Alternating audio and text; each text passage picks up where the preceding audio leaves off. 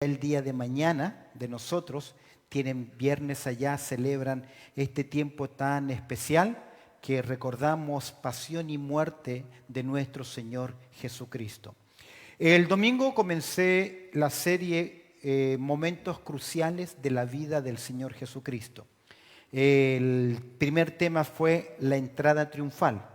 No es una coronación, y si hay una coronación, es una falsa coronación, porque la verdad lo proclaman como rey. Para que alguien sea coronado como rey se necesita un proceso, y para destituirlo también, que es lo que no vemos para nada en Jesús. El día domingo le dicen reina sobre nosotros, y 4 días después, ¿qué le dicen?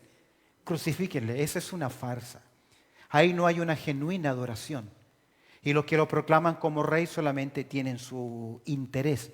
Por eso digo que esa no es la entrada triunfal. Sí es una manifestación profética pública, como Zacarías lo dice en el capítulo 9. El miércoles considerábamos el tema que tiene que ver con la última Pascua. La verdad que se caducaba la función del trabajo de los pastores, de los sacerdotes en el templo. Ya no existe más eso. De hecho, Dios tuvo que enviar un juicio en el año 70 para que entendiesen, porque a pesar de que el Cordero muere y el velo se rasga, de igual forma la nación de Israel y los líderes no entendieron hasta que el templo fue finalmente ¿qué? Destruido. Hoy vamos a considerar la crucifixión de nuestro Señor Jesucristo. Sin duda alguna, en la persona de Cristo Jesús y en los relatos que hemos visto, es evidente su sacrificio, su entrega, tal cual lo dijo el profeta Isaías. A través de una analogía, Isaías 53 señala que el cordero sería entregado, el siervo de Jehová, como un cordero. Usted ha visto la muerte de un cordero. Se silencia, se entrega incondicionalmente. Qué gran gráfica para la entrega de nuestro Señor Jesucristo. Jesús no solamente sufrió los dolores físicos, que fueron fuertes. De hecho, si usted vio la película de Mel Gibson, ahí no hay una exageración en la pasión del Cristo. Muchos en el fragum, en la tortura, en el castigo, tenían que detenerlo, porque a 40 azotes o 39 azotes para un judío, en ese tipo de látigo o fragum que le llamaban, realmente a algunos les quitaba la vida.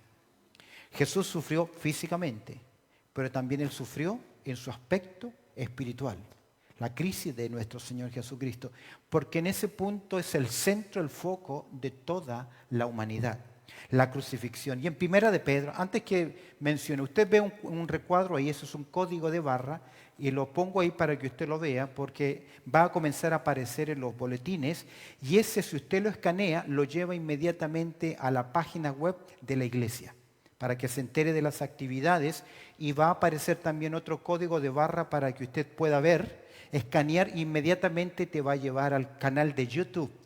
Mientras más views o mientras más vistas tenga YouTube, más gana también la iglesia, y ya vas a ver por qué. Así que, mis queridos, ahí está el código de barra.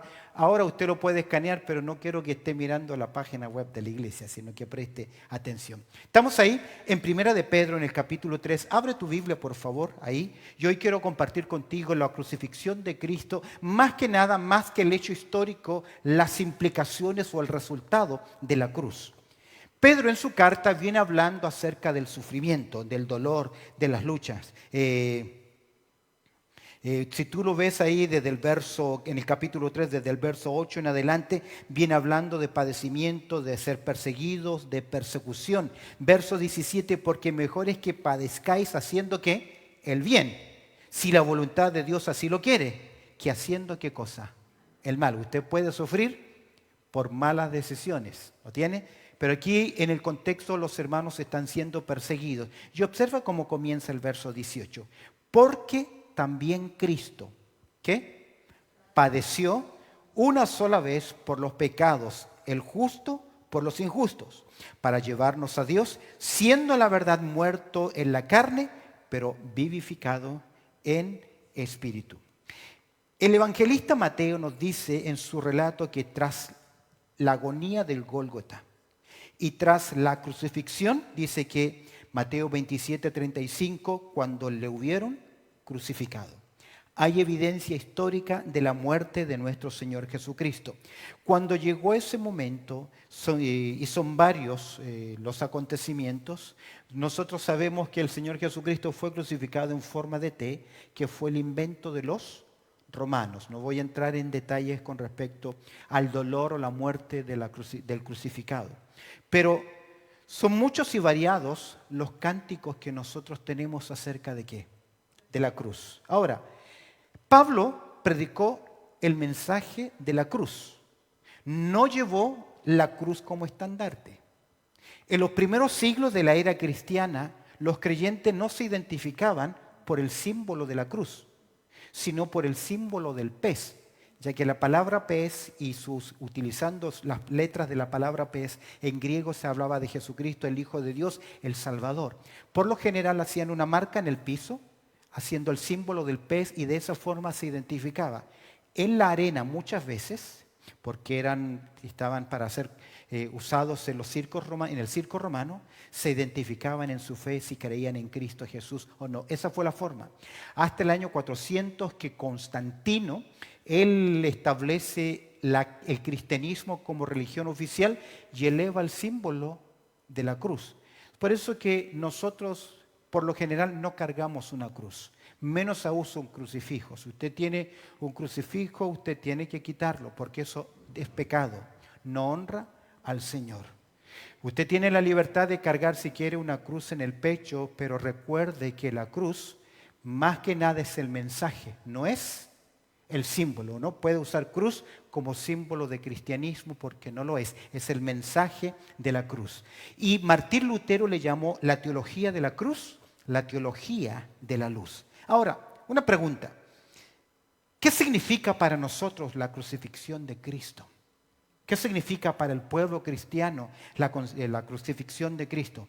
Para el pueblo cristiano, la crucifixión de Cristo es el mensaje de liberación que pregonamos, como lo hizo también ¿quién? El apóstol Pablo. Es el mensaje de liberación. Es el mensaje del cambio. Es el mensaje del amor expresado de Dios. Que Dios envió a su Hijo. La entrega de Cristo Jesús como un cordero.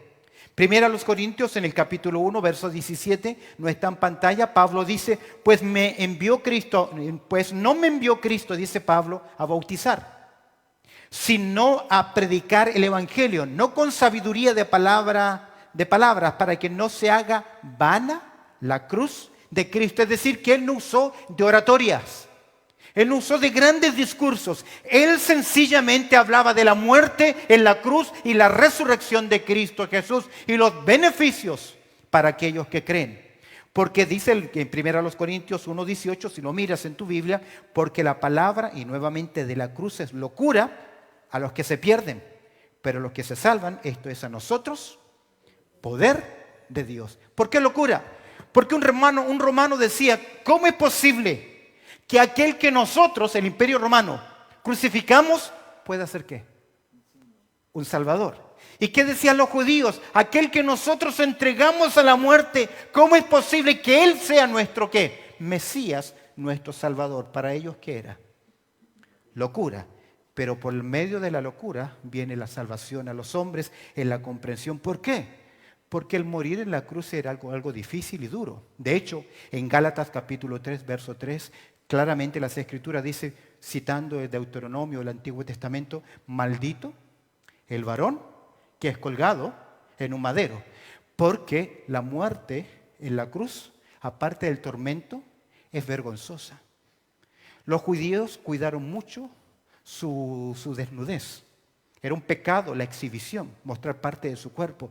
Y en la cruz los hombres estaban completamente desnudos. Era ya una vergüenza, y pasar el tiempo ahí o una noche ahí era prohibido por la ley para la nación de Israel. Ahora, ¿era necesaria la cruz de Cristo?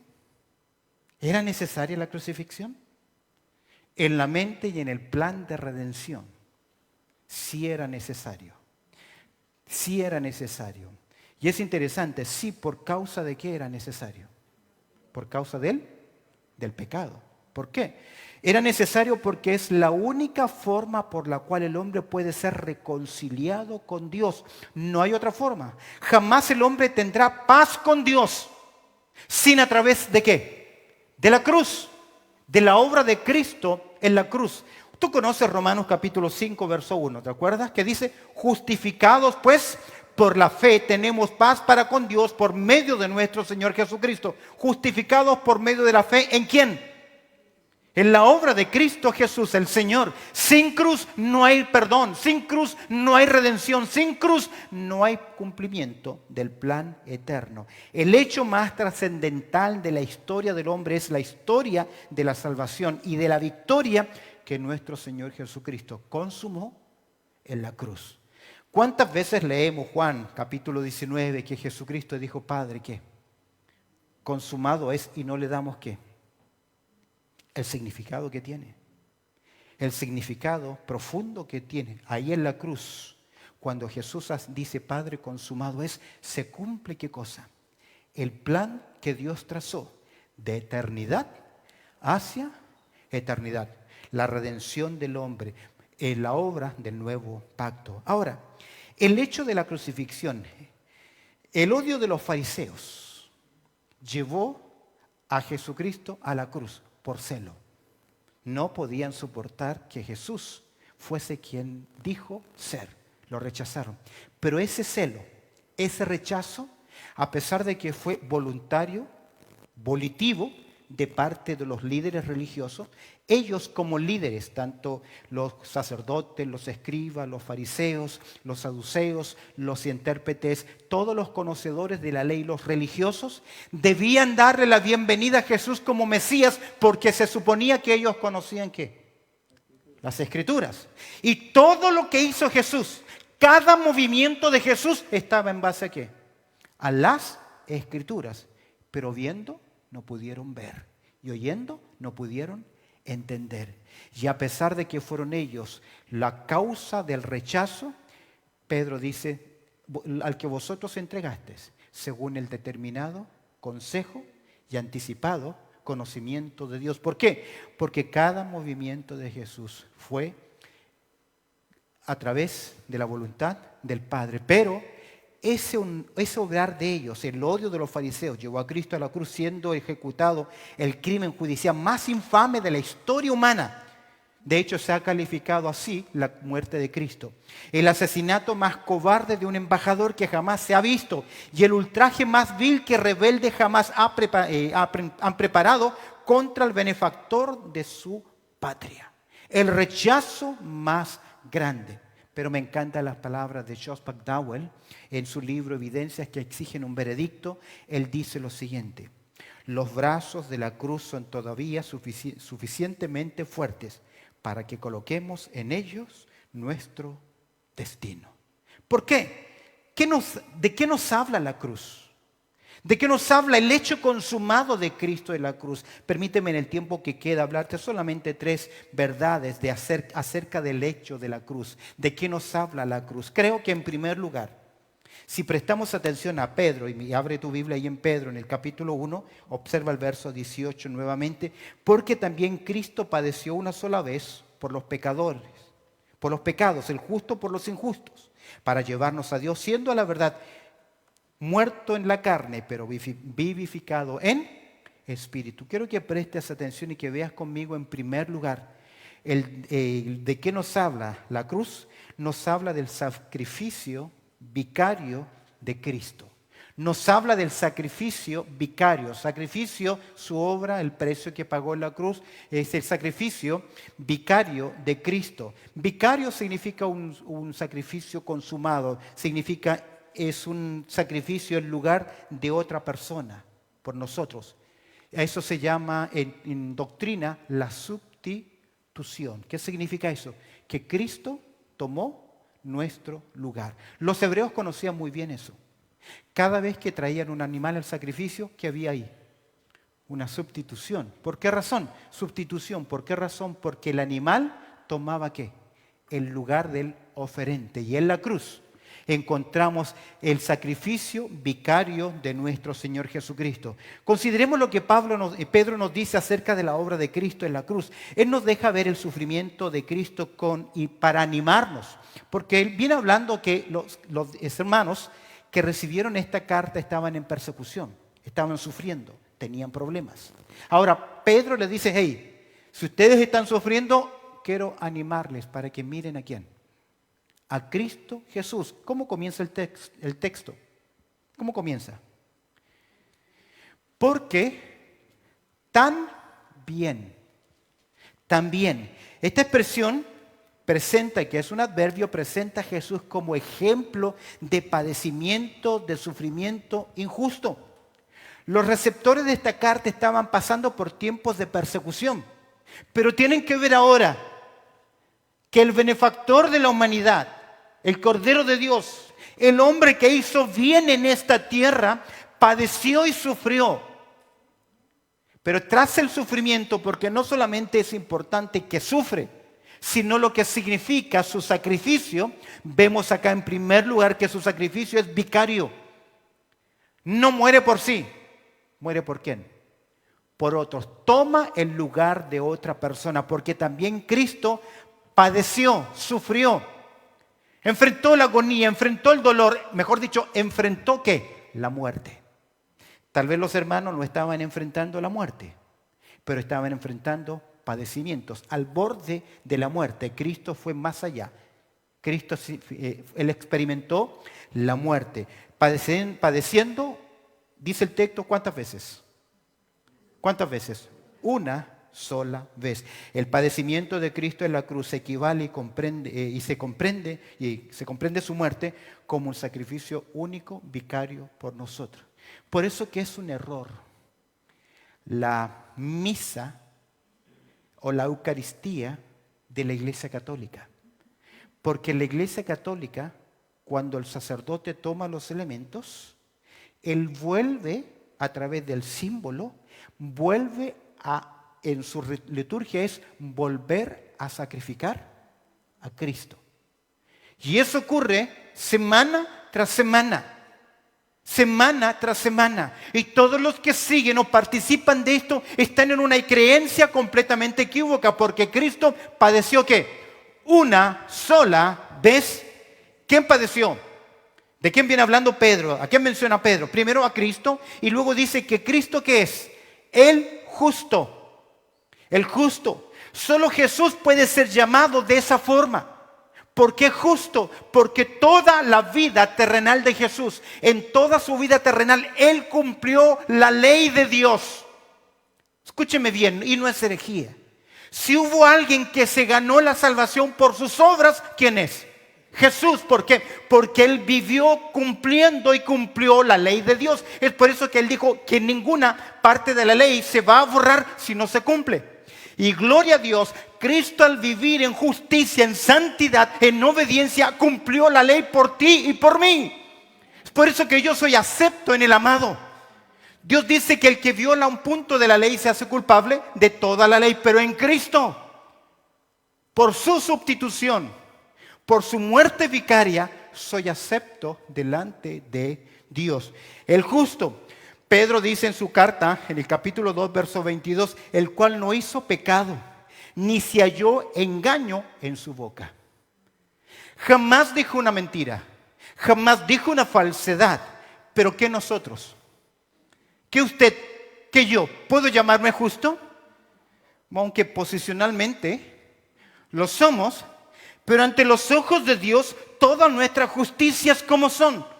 Como un trapo de inmundicia. De ahí el gran error del hombre de creerse tan bueno que Dios al final, porque ha sido bueno, tendrá de él ¿qué cosa? Misericordia. No es así. La Biblia dice en Romanos capítulo 3, verso 10, no hay justo, ni aún uno. Y yo que me creía bueno. Mi mamá me decía querubín, pero la verdad es que querubín fue grande y protector y cayó. Así que el título justo expresa santidad y la perfección absoluta de Cristo Jesús. Hebreos 7:26 dice así, porque tal sumo sacerdote nos conviene. ¿Cómo es este sumo sacerdote? Santo, inocente, sin mancha, apartado de los pecados y hecho más sublime que los cielos. Pero por nosotros el Padre lo hizo pecado. Mira, padeció uno una sola vez. ¿Quién padeció? Ahí lo dice. Se le describe como el justo, que es un adjetivo que describe su actuar, su estilo de vida. El justo sufre ¿por quién? Por los injustos. En otras palabras, los que no pueden cumplir la ley de Dios. Esa pequeña palabrita, por, significa el lugar de. El justo, el santo, muere en lugar de ¿quién? De los injustos. Y de esa forma que hace, su sacrificio puede comprar tu libertad y comprar mi libertad. ¿Cuál fue el precio de nuestra libertad? ¿Recuerda lo que dice Pedro en su primera carta? Dice Pedro en su primera carta, en el capítulo 1, verso 18, sabiendo que fuisteis rescatados. ¿De qué? De vuestra vana manera de vivir. ¿Qué vana manera de vivir? La cual recibisteis de vuestros padres. Vivimos mal por elección propia, pero también vivimos en pecado por naturaleza adquirida. El Salmo 51, verso 5, David dice, en pecado me concibió mi madre, recibió la naturaleza pecaminosa por herencia. Dice Pedro, vuestra vana manera de vivir, lo cual recibiste de vuestros padres. Y fuimos, dice él, que rescatados, liberados. Fuimos rescatados, no con cosas corruptibles. Y menciona, ¿qué cosas? Como oro o plata. En ese tiempo, oro y plata, aún la plata, hubo un momento en la historia que la plata tenía mucho más valor que el oro.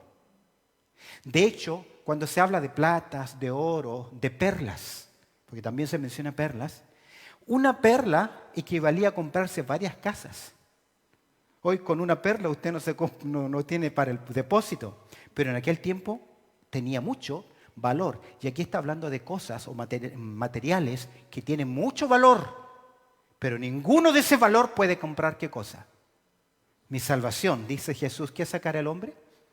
Si ganara el mundo entero y perdiere su alma. Sino con la sangre, por el contrario, fuimos comprados sino con la sangre, y agrega, preciosa.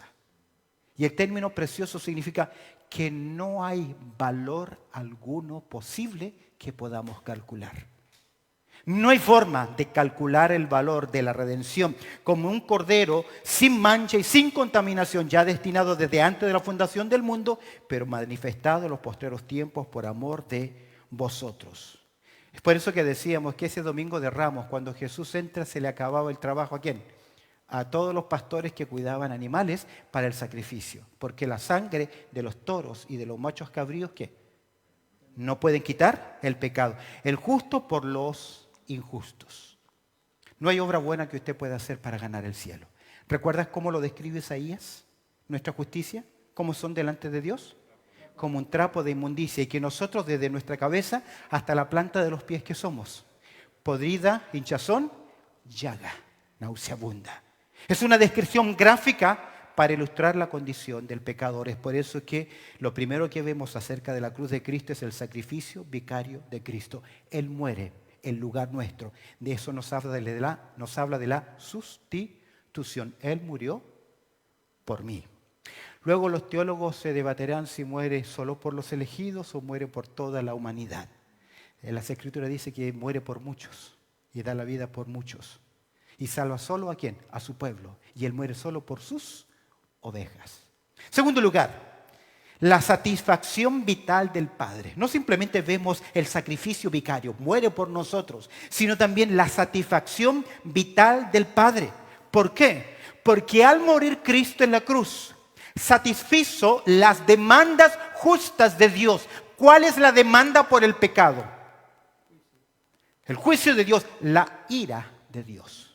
Dios lo dijo a través de su profeta, el alma que pecare, Esa morirá. Y en el Nuevo Testamento dice la paga del pecado que es muerte.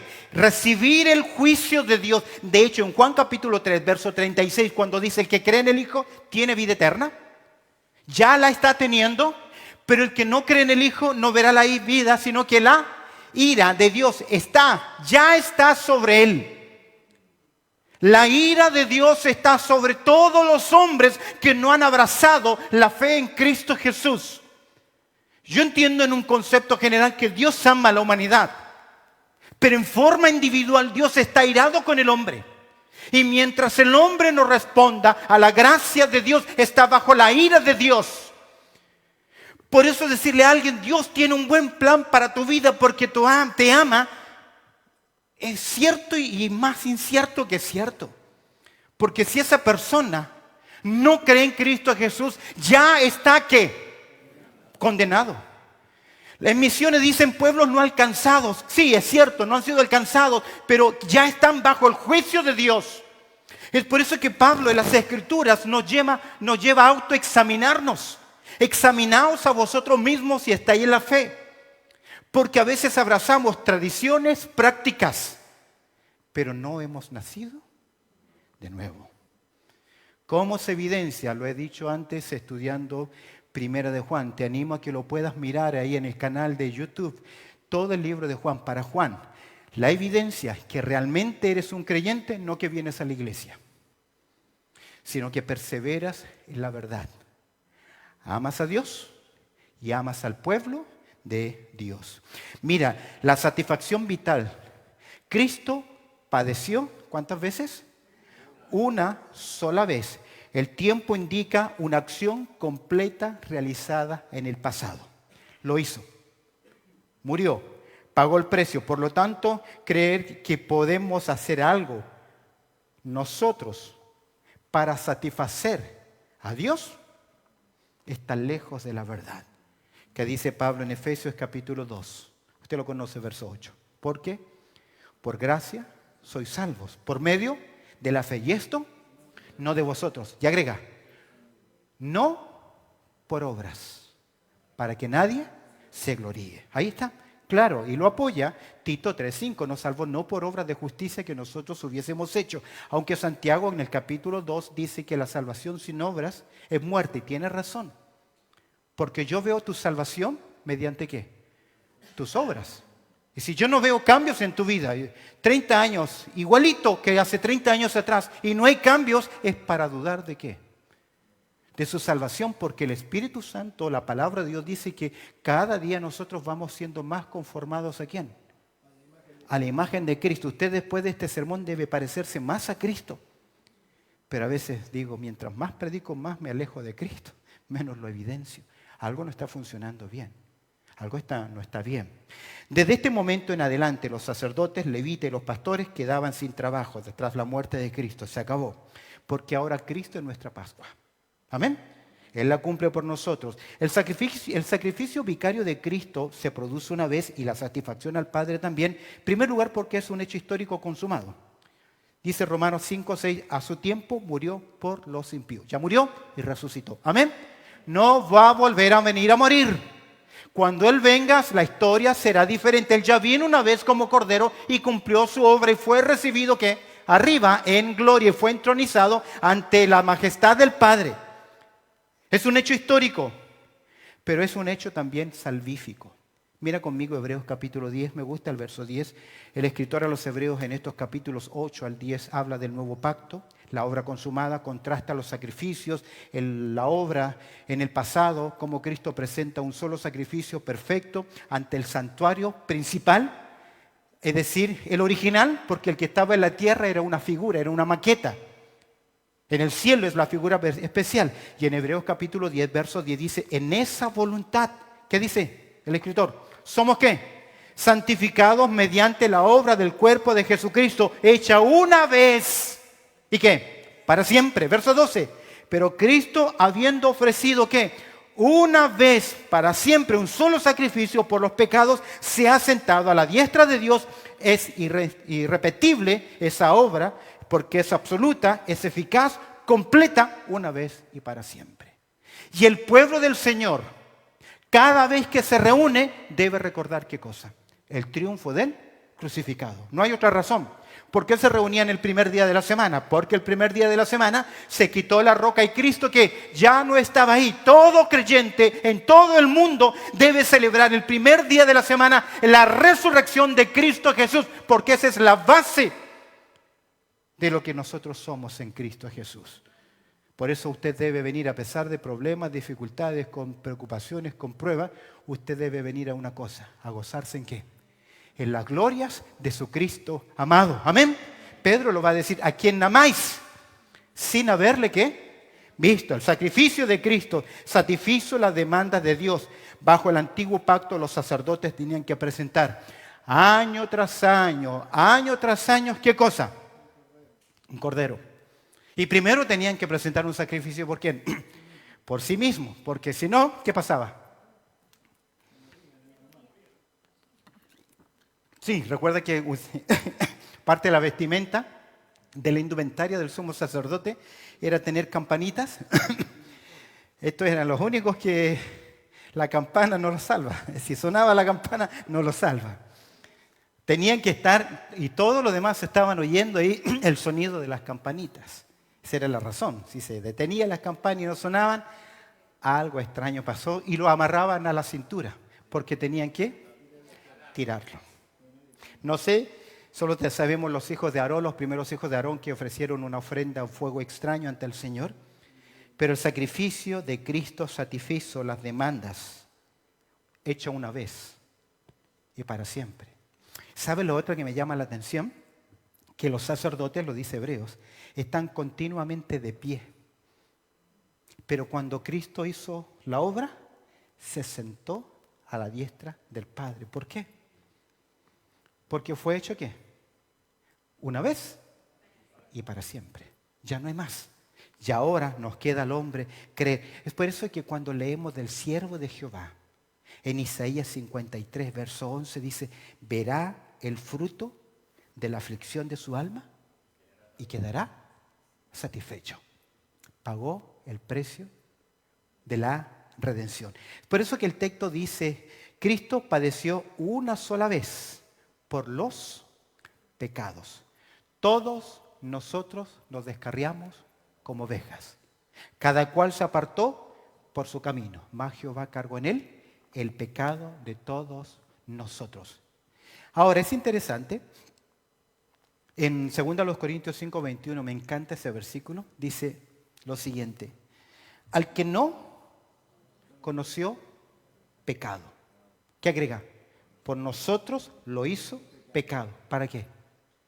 Para que viniésemos a hacer justicia de Dios en él. Qué increíble. No simplemente el sacrificio vicario de Cristo, sino también la satisfacción vital del Padre. Él murió por nosotros. Y permíteme terminar en último lugar. ¿De qué nos habla la cruz de Cristo? De la salvación victoriosa ¿de quién?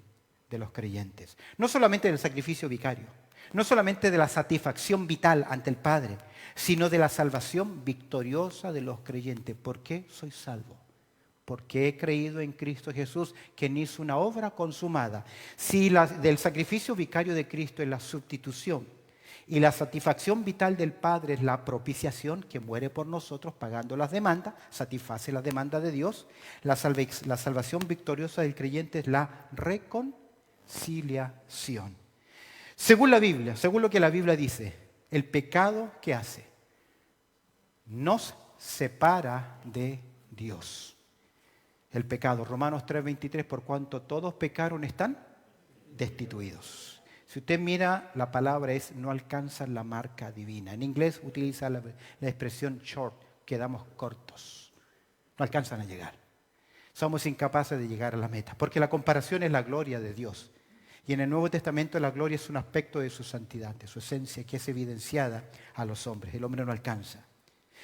Ahora, el pecado no nos separa. El pecado separa al hombre del Dios Santo. ¿Eres pecador? ¿Eres pecador? ¿Sí? ¿Estás separado de la gloria de Dios? ¿Mm? ¿Amén?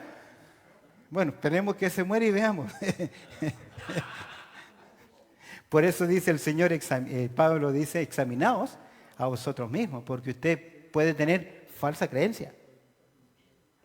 Ahora, no simplemente estamos separados, sino Romanos 6:23, estamos bajo la condena, porque la paga del pecado es muerte. ¿Qué hace entonces la cruz? ¿Qué hace la cruz? ¿Qué es lo que hace la cruz? ¿Qué hace Cristo en la cruz? Por así decir, toma la mano del Padre, del Dios Santo, con la mano del pecador y la une a través de un camino, a través de un árbol, a través de una cruz, a través del sacrificio. Romanos capítulo 5, verso 10 dice, porque si siendo, ahí está el texto, Romanos 5, 10. Sí, no, dale clic. ¿Está ahí el texto o no? Porque si siendo, ¿qué? Enemigos, vivíamos dándole la espalda a Dios. Porque si siendo, esa es la condición que éramos, enemigos, fuimos que reconciliados con Dios por la muerte de su Hijo, mucho más estando reconciliados seremos salvos. ¿Por qué? Por su vida. Si en su muerte tenemos reconciliación, en su vida tenemos seguridad de resurrección. Amén. Él lo dijo, si yo vivo, vosotros también viviréis. Y la base de la esperanza es que Cristo al tercer día que resucitó. Y esa es la gran garantía que usted un día verá cara a cara a su Señor cuando resucitemos por su gloria. Esa es la obra de Cristo. La salvación victoriosa del creyente. Hemos alcanzado ahora la reconciliación. Mira lo que dice Pedro. Vuelva a Pedro. Pedro capítulo 3. Verso 18.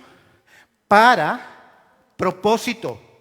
Cristo muere por nosotros. Mira el texto nuevamente. Porque también Cristo padeció una vez por los pecados, el justo por los injustos, para llevarnos a Dios.